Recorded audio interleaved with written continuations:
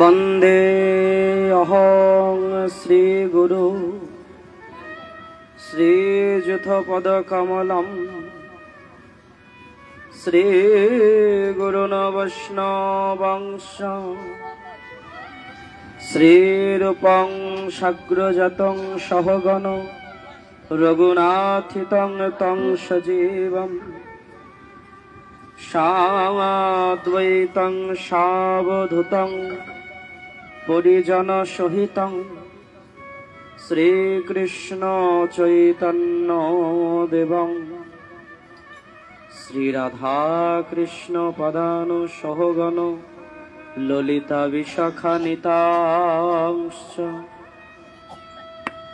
ग्रन्थेरारम्भे करि मंगलाचरण गुरु वैष्णव भगवान तीनेर स्मरण हईते हय सर्वविघ्न विनाशन अनायासे हय निज वांछित पुराण यस्य प्रसादात् भगवत प्रसाद यस्य प्रसादन्न गतिकुतयपि धियांस्तवंस्तस्य यशस्त्रीसन्धं वन्दे गुरु श्री चरणारविन्दम् गुरुवे गौरचन्द्राय राधिकाय तदालये कृष्णाय कृष्ण भक्ताय तद्भक्ताय नमो नमो आजनुलंबित भुज कनकावदयित संकीर्तनैक पीतर कमलायताक्ष विश्वम्भर द्विजवर जुगधर्म पालो वंदे जगत प्रिय करो करुणाय अवतारो नमोस्त्रिकाल सत्याय जगन्नाथ सुताय च सभेत्राय सपुत्राय सकलेत्राय ते नमो नमो नीलाचल निवासाय नित्याय परमात्मने बलभद्र सुभद्राभ्यां जगन्नाथाय ते नमो तमेव माता च पिता तमेव बन्धुश्च सखा तमेव विद्यां द्रविणं तमेव सर्वमम देवो तप्त कांचन गौरांगी राधे वृंदावनेश्वरी विश्वभानु सुतां देवी त्वां नमामि हरिप्रिये वृंदावै तुलसी दिव्या वै प्रिया वै केशवस्व च कृष्ण भक्ति प्रदे देवी सत्वत्वै नमो नमो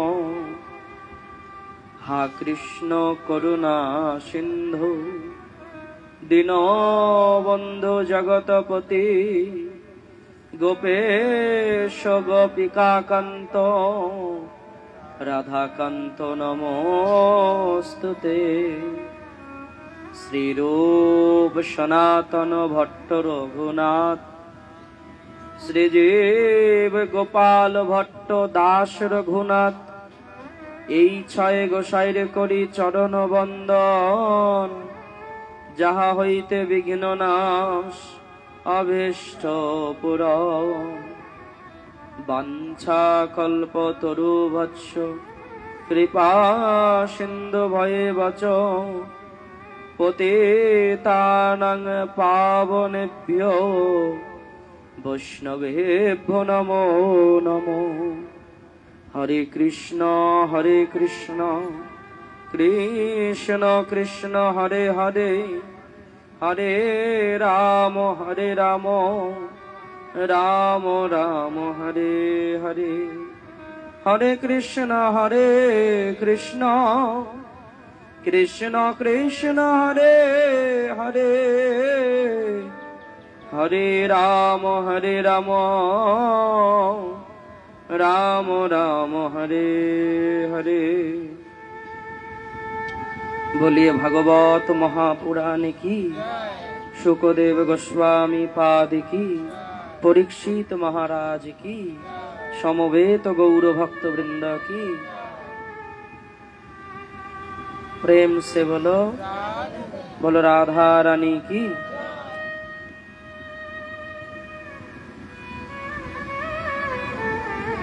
लीला पुरुषोत्तम परम करुण अवतार श्रीमान श्री कृष्ण चैतन्य महाप्रभु रसघन रसश्री विग्रह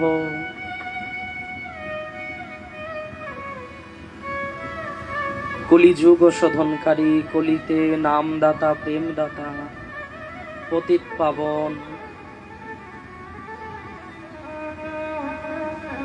तत्संगे तदीय श्रीपाद जगाई माधाई शोधनकारी। এটা একটু কমানো যায় নাকি দেখো।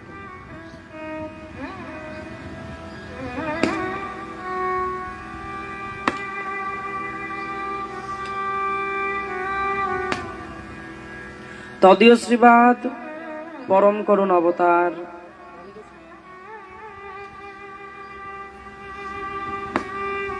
जगाई माधाई शोधनकारी शंकर्षण बलराम नित्यानंद प्रभु ताहारी कुलतिलक वंशवतंश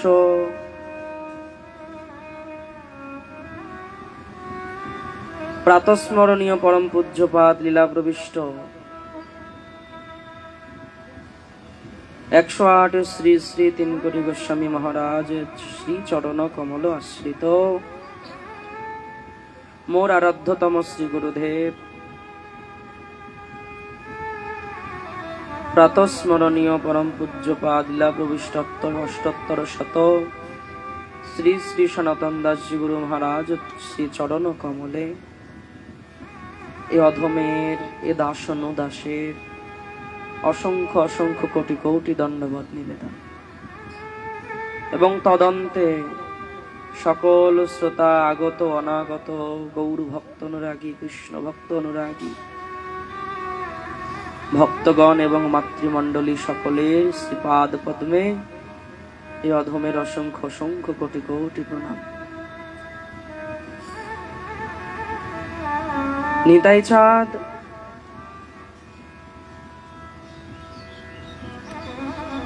একটি সুন্দর আমাদের দিবস দান করলেন।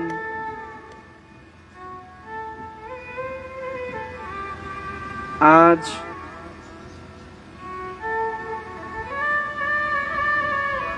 আমাদের শক্তি স্বরূপিণী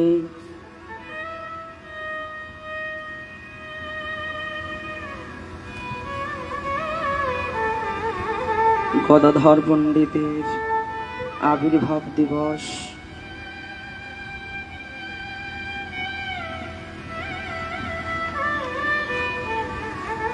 সেই দিবসে বসে হরি কথা আস্বাদনের পরম সৌভাগ্য লাভ।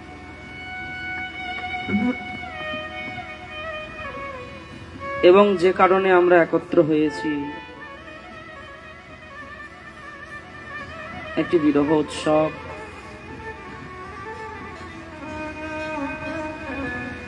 যেটির জন্য সকলকে প্রস্তুত থাকতে হবে।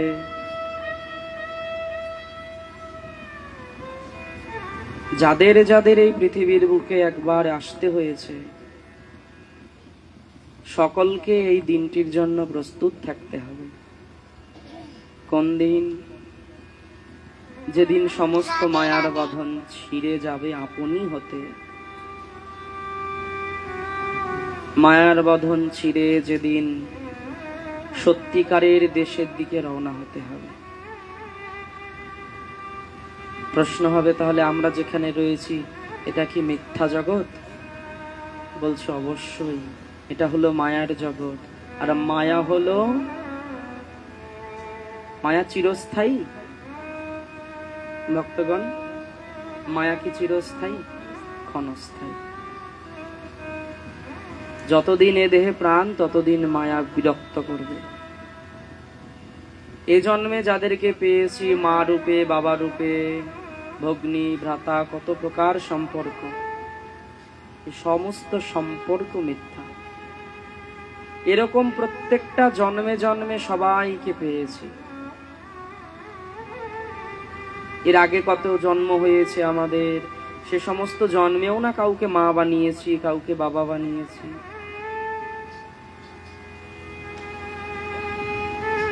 কিন্তু কালের স্রোতে দেখো সব হারিয়ে গেছে। এসেছিলাম শূন্য হাতে, যাবার বেলাও শূন্য থাকবো।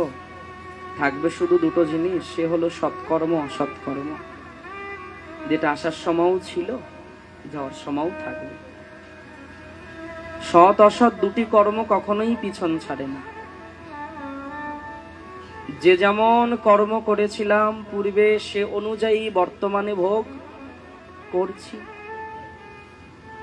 বর্তমানে যেরকম কর্ম করে চলছি, আবার পরবর্তীতে এই কর্মগুলোই আবার হিসাব হয়ে আবার ভোগ করতে হবে। কি মাতৃমণ্ডলী, প্রেম সে বলো, কারো কর্মের ভাগ কেউ নেবে?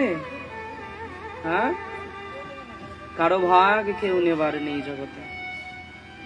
খুঁজে দেখো, সব কিছুর ভাগ নিতে রাজি হয়ে যাবে। পরনের একটা ভালো দামি কাপড়, সেটারও ভাগ ছাড়বে না, সেটাও চেয়ে নেবে। স্বর্ণ অলংকার আদির তো কোনো কথাই নেই।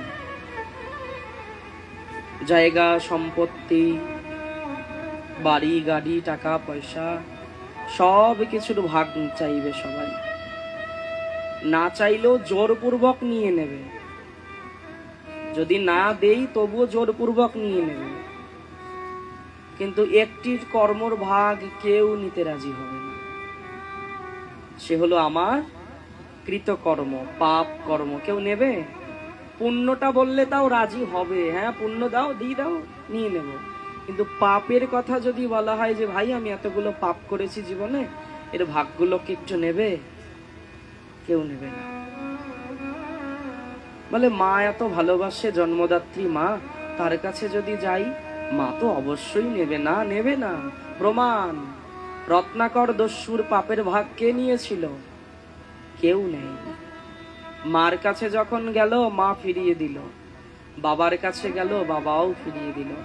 সহধর্মিনীর কাছে গেল, সহধর্মিনী বলল, শোনো, আমি তোমার সহধর্মিনী, তোমার সহ অধর্মিনী নই।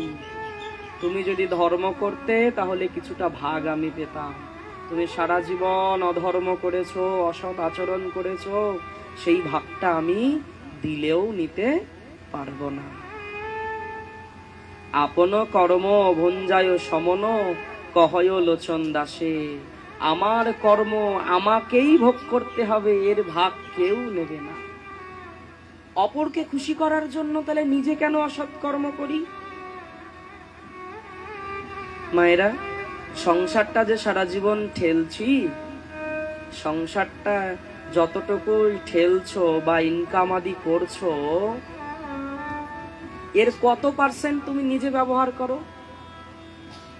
যদি প্রশ্ন করা হয় কোনো বাবার কাছে, বাবা তুমি তো মাসে দেখা গেল 30,000 টাকা ইনকাম করলে, এই 30,000-এর মধ্যে তুমি নিজের জন্য কতটা খরচা করেছো?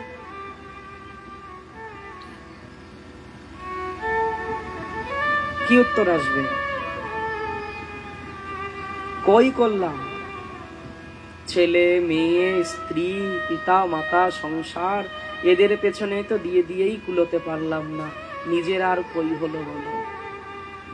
সমাজে দেখা যায় না, ছোটবেলায় ছোট ছোট বালকদের কত কত বড় বড় স্বপ্ন থাকে। বড় হব, আমার নিজের একটা ইনকামের টাকা দিয়ে, আমি বাবা দিতে পারছে না তো কি হলো, আমি আমার টাকা দিয়ে একটা গাড়ি কিনবো, একটা বাড়ি কিনবো, একটা দামি ফোন কিনবো, একটা দামি কম্পিউটার কিনবো। কি স্বপ্ন থাকে না? সেই ছেলেটাই যখন বড় হয়ে অর্থ ইনকাম, অর্থ উপার্জন করতে শুরু করে, তখন তার ঘাড়ে এসে পড়ে দায়িত্ব। তখন এই নববর্ষ হোক আর জীবনের বড় বড় দিনগুলো হোক বা দুর্গাপুজো হোক, সবাইকে কাপড় পরাতে ব্যস্ত, নিজে একটা দামি কাপড় কিনে পরার মানসিকতাটা আর থাকে না।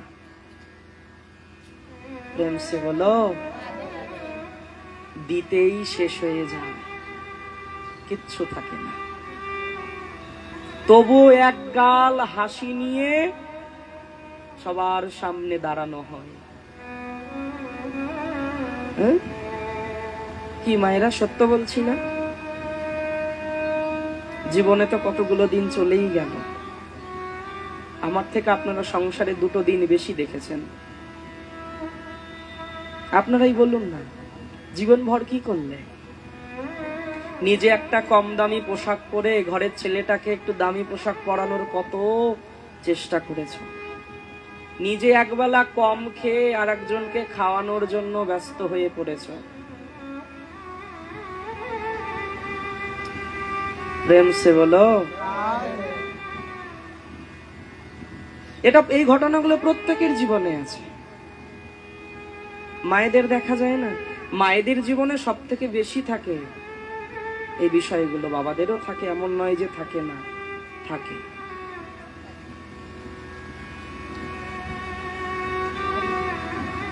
বলো রাধা রানী কি, নিতাই গৌর ভগবান কি। কিন্তু সবকিছুর ভাগ নিয়ে নেয় বেলা শেষে সেই ব্যক্তিটাই যখন বিছানায় পড়ে যায়, কর্মহীনতা এসে যায় জীবনে, সেই মানুষটা তখন কি হয় বলতো? বোঝা হয়ে যায়।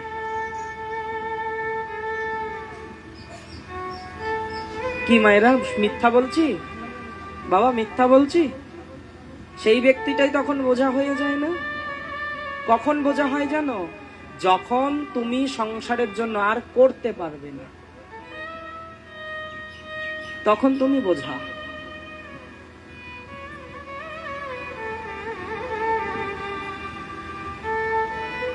ঠিক তেমনি শ্রীমদ্ ভাগবত মহাপুরাণের 6ষ্ঠ স্কন্ধে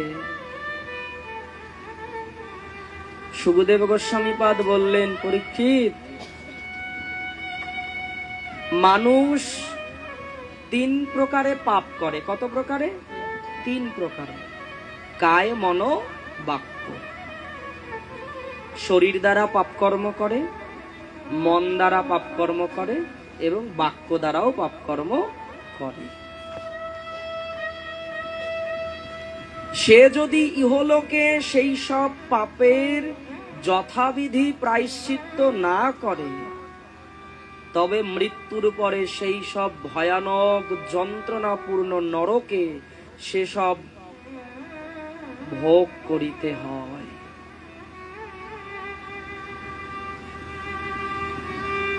আমাদের এই জীবন দশায় যে কটা দিন আমাদের হাতে আয়ু আছে,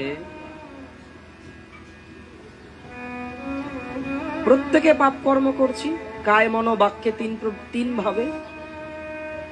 ভাগবত মহাপুরাণ বললেন, এই পাপ কর্মকে যদি তুমি বেঁচে থাকতে প্রায়শ্চিত্ত না করে যাও, তাহলে তোমাকে এই সমস্ত পাপ ওই নরক নামে যে বস্তুটা রয়েছে সেইখানে গিয়ে ভোগ করতেই হবে। প্রেম সে বলো, করতেই হবে।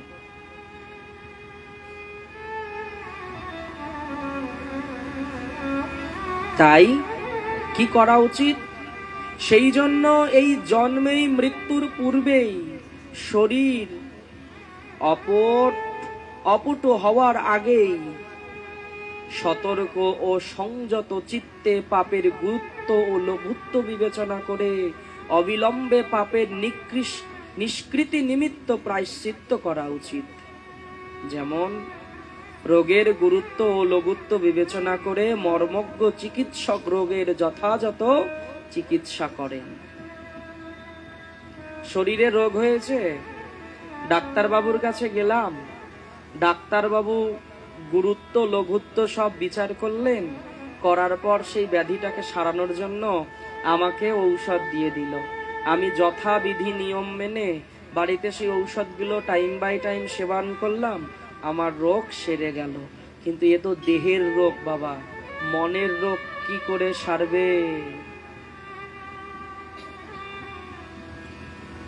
দেহের রোগ ডাক্তারবাবুর দেওয়ার ঔষধে সেরে যায়, কিন্তু মানসিক রোগ সারাতে পারে?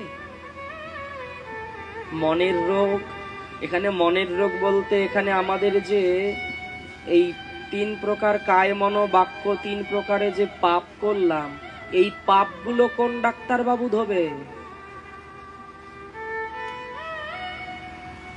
বললেন তেমনি বুদ্ধিমানের পরিচয় দিয়ে এই দেহে প্রাণ থাকতে থাকতে, প্রাণ চলে গেলে হবে না, এ দেহে প্রাণ থাকতে থাকে এই দেহ দ্বারা যে কর্মগুলো করে ফেলেছি পাপ কর্ম, তার প্রায়শ্চিত্ত করে রাখো।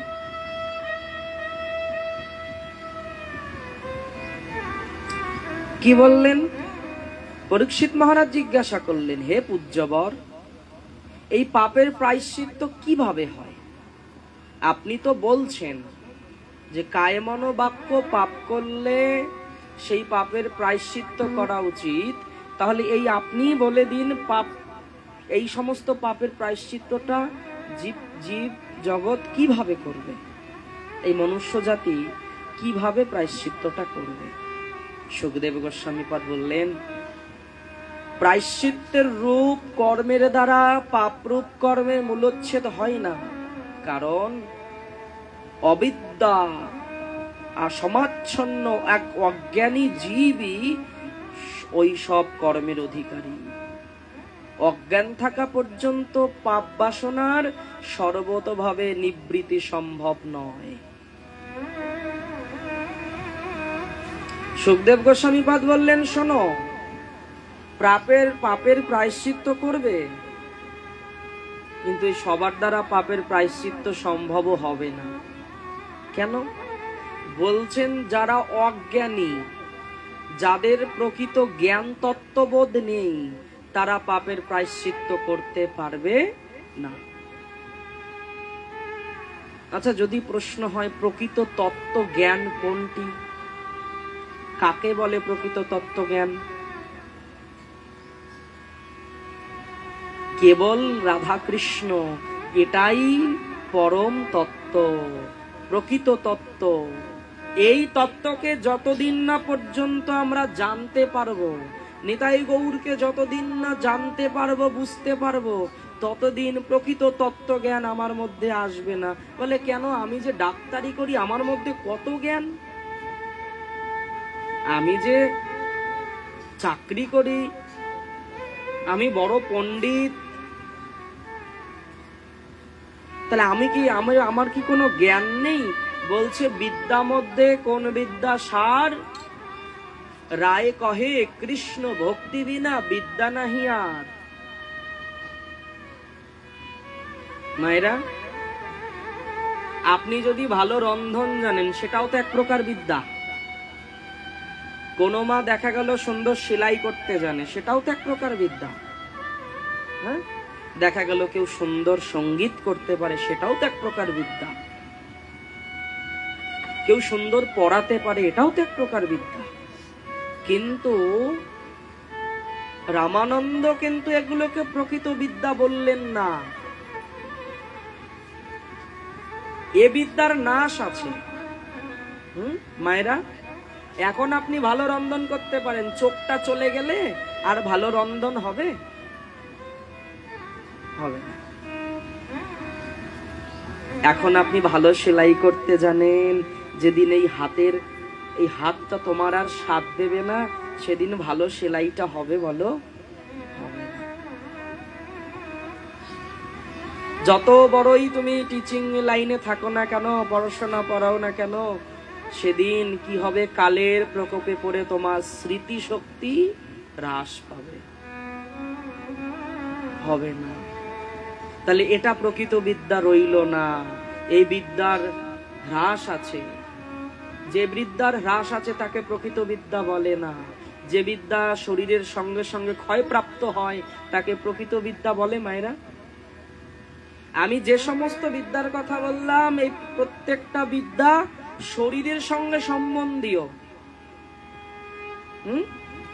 শরীরের সঙ্গে সম্বন্ধীয়। বিচার করে দেখুন, ভালো রান্না করতে জানা, ভালো সেলাই করতে জানা, ভালো ভালো বিভিন্ন প্রকার কাজ রয়েছে সংসারে, এগুলো প্রত্যেকটা কর্ম, নিচে বসো, প্রেম সে বলো, এই প্রত্যেকটা কর্ম এই পঞ্চভৌতিক শরীরটার সঙ্গে সম্বন্ধীয়। এই শরীর ধীরে ধীরে ক্ষীণ হবে, বল হারাবে, শক্তি কমবে, ওই বিদ্যাগুলো তোমাকে বলবে ভাই তোমার কাছে আর থাকা যাবে না, আমি অন্য আর একজনকে খুঁজে দেখি। কি মায়েরা, এই যে সব চশমা পড়ে আছে অনেকে, কেন? জন্ম নিয়ে কি চশমাটা ছিল? বলো দেখি, ছিল? ক্ষীণ হচ্ছে, দৃষ্টিশক্তি কমছে, দাঁত পড়ে যাবে, দাঁতটা বাঁধাতে হবে, কর্ণে শুনতে পাবে না, কর্ণে একটা দামি মেশিন লাগাতে হবে। এ বন্ধু, এদেরকে বন্ধু ভেবেছিলে জীবনে, এরা ছেড়ে ছেড়ে চলে যাচ্ছে তোমার হীন অবস্থা দেখে। হ্যাঁ, দৃষ্টিশক্তি, এই দৃষ্টি দিয়ে তুমি কি করে করনি বলো? রাতের বেলা মধ্যরাতে একটা টর্চ লাইটও লাগেনি তোমার। সে যখন দেখলো এর কাছে আর কিছু পাওয়া যাচ্ছে না, একে ছেড়ে দাও, অন্যত্র চলো। তাহলে রামানন্দ বললেন, প্রভু শোনো শোনো, এগুলো প্রকৃত জ্ঞান বুদ্ধি বিদ্যা নয়। তাহলে প্রকৃত বিদ্যা কোনটি? বললেন কৃষ্ণ তত্ত্ব। এই বস্তুটা যে জানতে পারে, বুঝতে পারে, অনুভব করতে পারে, এইটাই প্রকৃত বিদ্যা, যা দেহ ছাড়লেও আত্মাকে ছাড়ে না। প্রেম সে বলো। ও মায়েরা, এই যে তিলক ধারণ করে আছো, এই যে করে আছি, এই যে অনেকেই করে আছো, আচ্ছা বলো দেখি, এটা কি এক জন্মের? হ্যাঁ, এ জন্মের করা এটা? কত কত জন্মে থেকে যে করে করে করে করে অভ্যস্ত হয়েছি আমরা, তাই এ জন্মেও ভুলে নাই। কে বলে নাই? আত্মা ভুলে নাই। ওই বললাম, প্রকৃত বিদ্যা যদি কৃষ্ণ ভক্তি হয়, তাহলে সেই বিদ্যা প্রকৃত কেন হলো? বলল শরীর ছেড়ে দিলেও আত্মাকেও কোনোদিনও ছাড়ে না। এই আত্মা আবার যখন পুনরায় কোনো নতুন শরীরে প্রবেশ করে, এই আত্মা আবার সেই শক্তিগুলোকে জাগিয়ে তোলে। তবে তো কণ্ঠী ধারণ, তবে তো তিলক ধারণ। কত কত ব্যক্তিগত মালা ঠেলেও পরানো যায় না, পড়ালেও খুলে রাখে, কেন হবে না? পূর্ব জন্মে তার আত্মার সঙ্গে এই সম্বন্ধগুলো ছিল না গো। যার পূর্বের সম্বন্ধ ছিল, কিঞ্চিত মাত্র থাকতে হবে, তারাই কেবল করতে পারবে। তাহলে বলছে নূতন করে কেউ করবে না? অবশ্যই করবে। প্রকৃত সদ্গুরু চরণ আশ্রয় হলে গুরুদেবের ধাক্কা খেতে খেতে একদিন করতে বাধ্য। প্রেম সে বলো। প্রভু কহে বিদ্যা মধ্যে কোন বিদ্যা সার, রায় কহে কৃষ্ণ ভক্তি বিনা বিদ্যা নাহিয়া। হে পরীক্ষিত মহারাজ, শুধু কর্ম করলেই প্রায়শ্চিত্ত হয় না। জ্ঞানকাণ্ড, কর্মকাণ্ড, কেবলই বিষের ভাণ্ড, অমৃত বলিয়া যে বা খায়। হ্যাঁ, জ্ঞানকাণ্ড কর্মকাণ্ড করলেই প্রায়শ্চিত্ত হয়ে যাবে? মায়েরা, আপনি এক বাড়িতে চুরি করে এলেন, এসে বাড়িতে একটা যজ্ঞ আরম্ভ করলেন, চুরি করেছি। আচ্ছা বলুন দেখি, ওই যজ্ঞতে এই পাপের প্রায়শ্চিত্ত হবে? সুখদেব গোস্বামী বলে দিলেন, কর্মের দ্বারা পাপরূপ কর্মের মূলোচ্ছেদ হয় না, মূল শেকড় ওঠে না।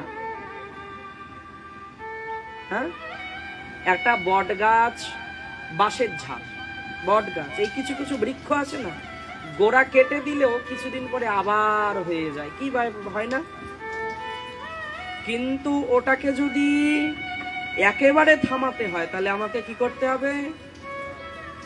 বাঁশের ঝাড়টা আমার প্রয়োজন নেই, বাঁশ কেটে নিয়ে নিলাম, কি হবে? 2-1 মাসের মধ্যে আবার বাঁশ হয়ে যাবে, ঝাড় থেকেই গেল। তাই বললেন কর্মের দ্বারা পাপ ক্ষয় হলেও পাপ কর্ম করার মনোবৃত্তিটা ভালো হয় না। মনে মনে পাপ তো দূর হলো, কর্ম করলাম, কিন্তু 6 মাস পর আবার সেই পাপ করতে মন করবে। তা বললেন কি, আমাকে আগেই ঝাড়ে মূলে উপড়ে ফেলতে হবে। বাঁশের ঝাড় প্রয়োজন নেই, বাঁশের ঝাড় সমেত গোড়া সমেত তুলে ফেলা হয়, কি দেখেছেন না আপনারা? তবে গিয়ে সেই জায়গাটায় আর বাস হয় না। কিন্তু আমরা কি করি? পাপ করলাম, ভুল হয়ে গেছে, চলো হরিনাম খানিকক্ষণ করে নেই, হরিনাম খানিকক্ষণ করিলাম, 2-4 মালা ঘুরিয়ে নিলাম, ব্যাস পাপ তো মুছে গেল। কিন্তু পাপ তো মুছে অবশ্যই যাবে, কেননা একবার নাম নিলে যত পাপ হরে, পাতকীর সাধ্য নাই তত পাপ করে। কিন্তু মূলোচ্ছেদ হবে কি? মূলটা তো থেকেই গেল, খানিকক্ষণ বাদে আবার একটা গজাবে ওখান থেকে। তাই বললেন, হে পরীক্ষিত মহারাজ, প্রকৃত কি করতে হবে জানো? গোড়াটাকে উপরে ফেলতে হবে, যেন আর কোনোদিন ওই ভুলটা, একবার হয়ে গেছে, বুঝে গেছি, ঠেকে গেছি, বেলতলায় গেছি, আমার নেড়া মাথায় একটা বেল পড়েছে, আঘাত পেয়েছি, ব্যথা পেয়েছি, সতর্ক হয়ে গেছি। হাতি কুলতলায় যায় না, মায়েরা, হাতি কুলতলায় যায় না কেন বলো তো? বিশাল হাতি কুলতলায় যায় না।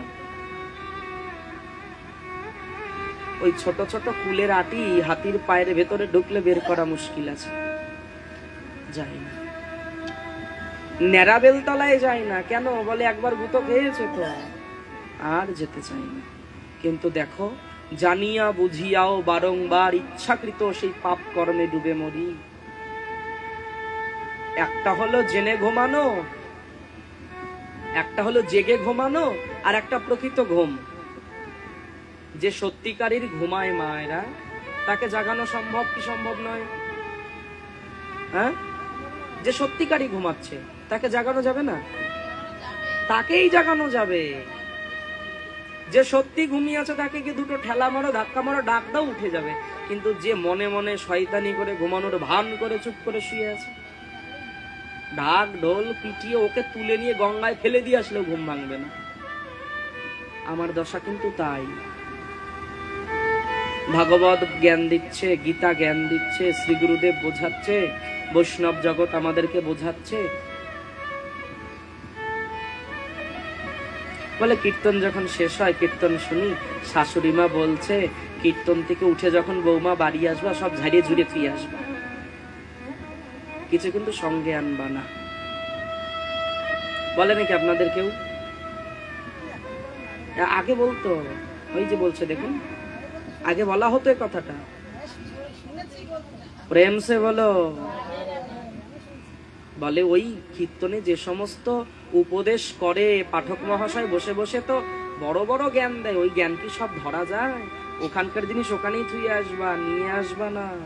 নিয়ে আনলে কি হবে? বিপদ। বলে সুখের মুখে ছাই পড়বে। যে কোন সুখ? জাগতিক সুখ। যতদিন না জাগতিক সুখের মুখে ছাই পড়বে ততদিন ওই পরমানন্দকে পাওয়া সম্ভব নয়। এই তুচ্ছ আনন্দকে ছাড়তে পারি না, পরমানন্দকে পাওয়ার জন্য এই যে হাত পেতে বসে আছি। ছোট্ট আনন্দগুলোকে ছেড়ে দাও, পরমানন্দ তোমার জন্য অপেক্ষা করবে।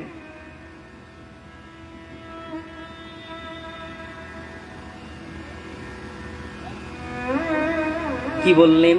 হে মহারাজ পরীক্ষিত, পাপী মানুষ ভগবানকে কি করবে জানো? ভগবানের প্রতি আত্মসমর্পণ করবে এবং সেবা পরিচর্যার দ্বারা পবিত্র হবে।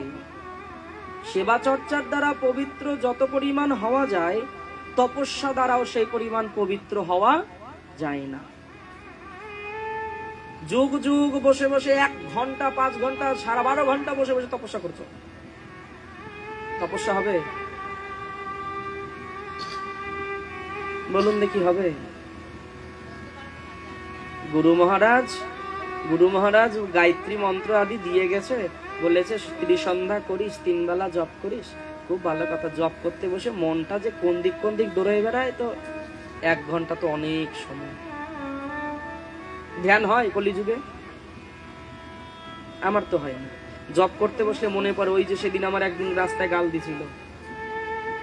জব যখন শুরু করি তখনই মনে হয় ওই যে একদিন ওর কাছে 100 টাকা পাওয়া যাবে। জব যখনই শুরু করি তখনই মনে হয় হ্যাঁ, তো এই জিনিসটা করা দরকার। হবে না, কলিযুগে তপস্যা ওইভাবে হবে না, পারবে না করতে। কখন পারবে? যখন চেত্ত দর্পণ মার্জন হবে, তখন হবে। তাহলে চেত্ত দর্পণ মার্জন করতে হলে কি করতে হবে? বললেন সেবা পরিচর্যা। ওই চোখ বন্ধ করে 1 ঘন্টা বসে যদি না থাকতে পারো, থেকো না, সময় নষ্ট করো না, উঠে যাও। উঠে তুলসী গাছের সেবা করো, গোমাতার সেবা করো, বৈষ্ণবের সেবা করো, হরিনাম করো, মন্দিরে শ্রী বিগ্রহ রয়েছে তাদের পূজা করো, সেবা করো। এ দ্বারা তাড়াতাড়ি তোমার চেত্তরূপ দর্পণ মার্জন হবে।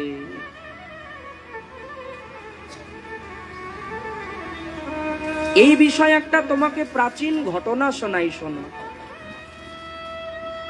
সুখদেব গোস্বামী বললেন, পরীক্ষিত তোমাকে একটা সুন্দর ঘটনা শ্রবণ করাই, শোনো। পুরাকালে, মায়েরা মন দিয়ে শুনতে হবে, পুরাকালে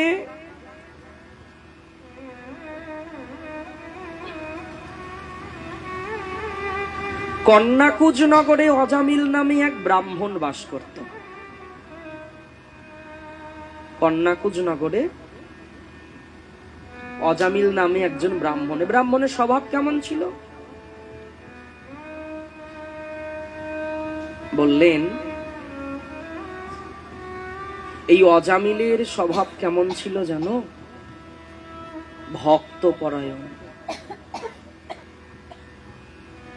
ভগবানের প্রতি পূর্ণ শ্রদ্ধা, সেবা ভাব, মনোভাব এরকম ছিল প্রথমে। কিন্তু পরবর্তীতে তার মনোভাব পরিবর্তন হয়ে যায়। ব্রাহ্মণের ছেলে, 4টি বর্ণের মধ্যে শ্রেষ্ঠ বর্ণ, উচ্চ কুল, উঁচু কুলে জন্ম নিয়ে